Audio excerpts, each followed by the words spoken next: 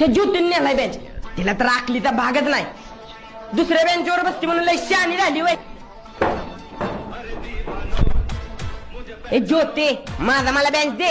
काय संबंध? तुझं नाव लिहिलंय का ह्याच्यावर? तुझ्या तरी कुठं बापाचं नाव लिहिलंय? ए नीट बोल, मी तुझ्या वडिलांचं नाव घेतलं नाही.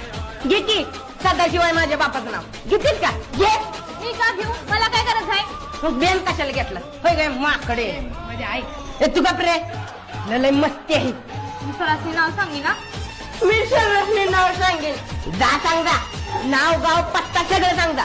पण माझा मला बेंच पाहिजे म्हणजे पाहिजे. आता मी बसले नाही तर तुला दिलाय की दुसरा? मग ते जोका बसायला तुझं दुखत होतं वय? मी कर्कटकनं नाव लिहिलंय ह्याच्यावर, हे बघ.